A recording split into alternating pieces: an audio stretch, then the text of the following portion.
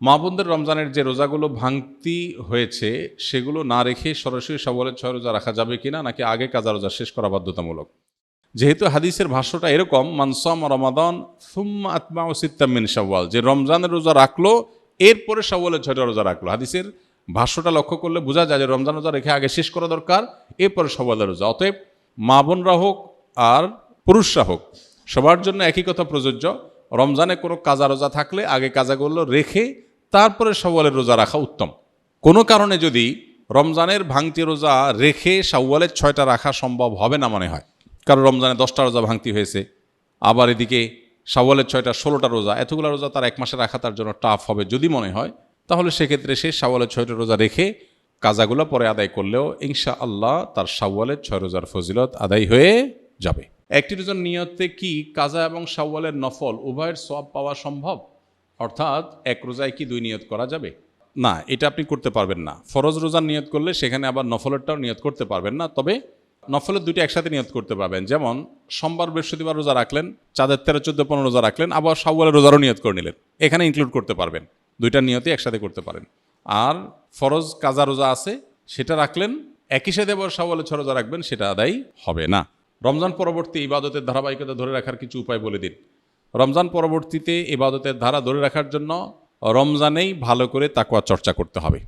রমজানে যার তাকওয়া চর্চা যত ভালো হবে, রমজানের পরে সেটা ধরে রাখা তত সহজ হবে, ইজি হবে ইনশাআল্লাহ বিইذনিল্লাহ। এবং আল্লাহ তাআলার কাছে দোয়া যেমন করতে হবে, রমজানের পরে দিনই পরিবেশে যত বেশি নিজেদেরকে রাখতে পারবো তত বেশি রমজানের ইবাদত ধারাবাহিকতা ধরে রাখা সহজ হবে ইনশাআল্লাহ বিইذনিল্লাহ। সেই চেষ্টা আমরা করব।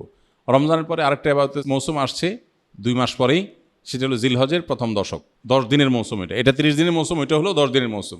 এই মৌসুমগুলোতে খুব বেশি সুন্নাহসম্মত আমলগুলো, কোরআন হাদিস বাতানো আমলগুলো যদি করতে থাকি, তাহলে 2 মাস পরে আবার রিচার্জ হয়ে যাবে, সেটা দিয়ে আমরা আবার কিছুদিন চলতে পারবো ইনশাআল্লাহ। এভাবে শরিয়া যে আদেশগুলো করেছে সবগুলো কিন্তু আমরা পরিপূর্ণভাবে পালন করি ইনশাআল্লাহ বিইذনিল্লাহ, সারা বছরই ইবাদতের ধারাবাহিকতা ধরে রাখা সম্ভব হবে।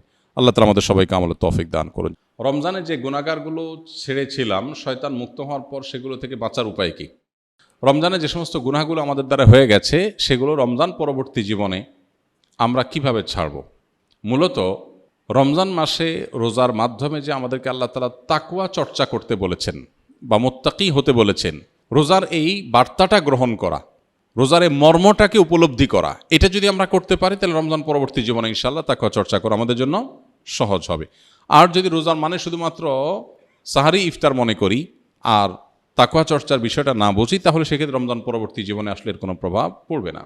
শাওয়ালের 6 রোজা কি ঈদের পর দিনই শুরু করতে হবে, নাকি পুরো মাসের যে কোনো দিন রাখলে হবে? এই রোজাগুলো কি টানা রাখতে হবে নাকি বিরতি দিয়ে? শাওয়ালের 6 রোজা ঈদের পরপরই রাখতে হবে এমন কোনো বাধ্যবাধকতা নেই। তবে অনেকের জন্য সহজ হয় ঈদের পরপর রেখে ফেলতে পারলে, যাতে করে রোজার অভ্যাসটা থাকে, এর মধ্যে রেখে ফেলতে পারে, পরে আর রাখা হয় না, তারা আগে রেখে ফেলবে। আর যার সুযোগ আছে পরে রাখার বা দরকার আছে পরে রাখা, সে পরে রাখবে। এবং ধারাবাহিকভাবে রাখুক, সপ্তাহে 2টা করে, 1টা করে রাখুক, যেভাবে খুশি রেখে শাওয়ালের এই মাসের মধ্যে 30 দিনের মধ্যেই রেখে শেষ করতে হবে। আপনার জানা মতে শাওয়ালের রোজা রাখার সময় প্রচলিত কোনো ভুল আছে কি না, যা আমাদের এড়িয়ে চলা উচিত? শাওয়ালের রোজা কেন্দ্রিক খুব কমন বড় কোনো ভুল নাই, তবে ভুল ধারণা আছে কিছু। যেমন অনেকে মনে করেন শাওয়ালের 6 রোজা লাগাতার রাখতে হয়, ধারাবাহিক রাখতে হয়। যদি এই ধারণা এখন আস্তে আস্তে পরিষ্কার হয়ে গেছে আমার মনে হয়। শাওয়ালের 6টা রোজার ফজিলতটা আমরা জানি। নবী সাল্লাল্লাহু আলাইহি ওয়াসাল্লাম বলেছেন, মান সামা রমাদান সুম্মা আতবাহু সিত্তাম মিন শাওয়াল কানা কাসিয়ামিদ দাহর। যে ব্যক্তি রমজান রোজা রাখার পরে শাওয়ালের 6টা রোজা রাখবে, সে ব্যক্তি সারা বছর রোজা রাখার সওয়াব পাবে। এক হাদিসে নবী আলাইহিস সালাম এটার ব্যাখ্যাও করে দিয়েছেন। বিষয়টা এইভাবে যে রমজানের 30টা রোজা সচরাচর সর্বোচ্চ 30টা রোজা হয়, এটাকে প্রত্যেক আমলকে আল্লাহ তাআলা কমপক্ষে 10 গুণ বাড়িয়ে দেন। তাতে 30কে 10 দিয়ে গুণ দিলে 300 হয়, আর শাওয়ালের 6টা রোজা রাখলে আর 6 দুগুণে 60 হয়, তাহলে 360, চান্দ্র বছর হিসাবে 360 দিন। অতএব পুরো বছর রোজা রাখার সওয়াব পেতে হলে রমজান রোজার পরে শাওয়ালের 6টা রোজা রাখতে হবে। এই রোজা রাখার ক্ষেত্রে কোনো ধারাবাহিকতার শর্ত নাই, ভেঙে ভেঙে রাখতে পারেন, একসাথে রাখতে পারেন, যেভাবে খুশি রাখতে পারেন। এটা হলো একটা ভুল ধারণা সাধারণত, যে একসাথে রাখা লাগে কিনা অনেকের ধারণা হতে পারে। এর বাইরে আর তেমন কোনো মেজর ভুল দেখি না। রমজান রোজা যেভাবে রাখেন সেটাও একইভাবে আপনি রাখবেন, শাওয়াল মাসের মধ্যেই রেখে দিবেন। আস-সুন্নাহ ফাউন্ডেশন, উম্মার স্বার্থে সুন্নাহর সাথে।